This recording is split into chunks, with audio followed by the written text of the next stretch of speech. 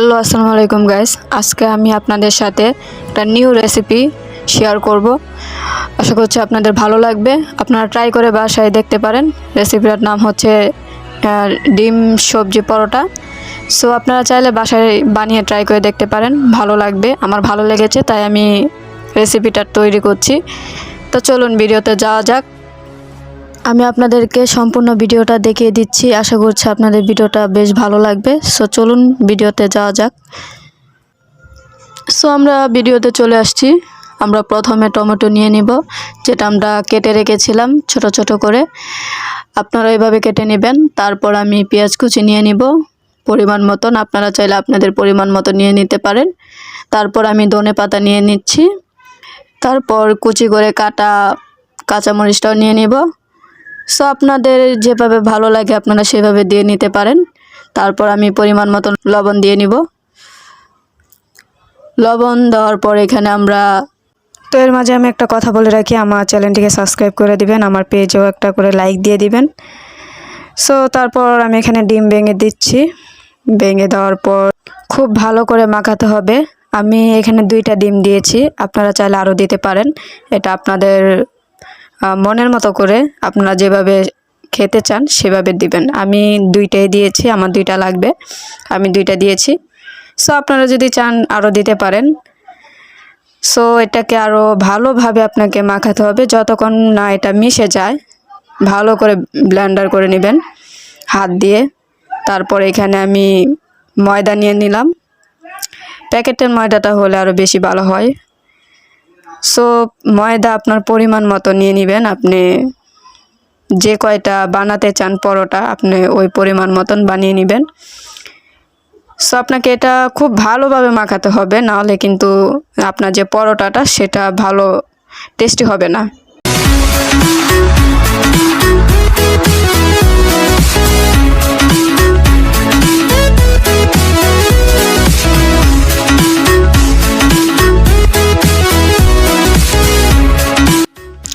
So এইভাবে করে মাখিয়ে নিতে হবে ভালোভাবে, না হলে আপনার পরোটাটা শক্ত হবে, নরম হবে না, আর খেতেও টেস্টি লাগবে না। সো আমি যেভাবে মাখিয়ে নিলাম আপনারাও সেভাবে মাখিয়ে নেবেন, তাহলে এটা খেতে খুবই সুস্বাদু লাগবে।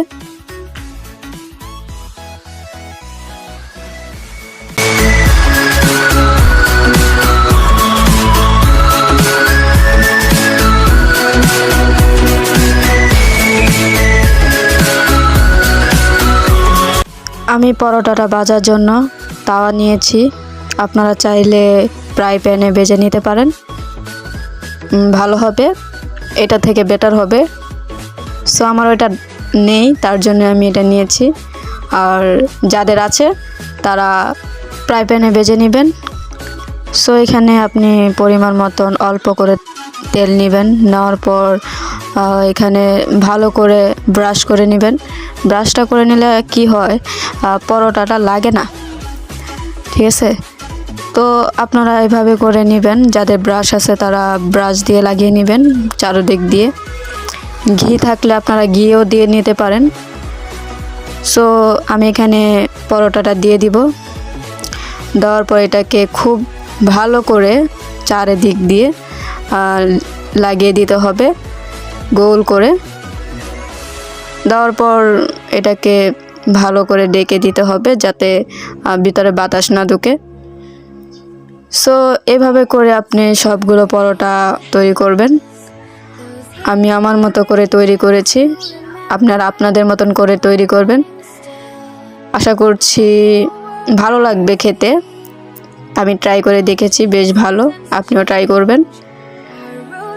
সো এই পর্যন্ত আমার ভিডিওটা যারা দেখেছেন তারা অবশ্যই আমার চ্যানেলটিকে এবং আমার ফেসবুক পেজ আইমন ড্রয়িং একাডেমি, সেখানে একটা লাইক একটা ফলোয়িং দিয়ে আসবেন।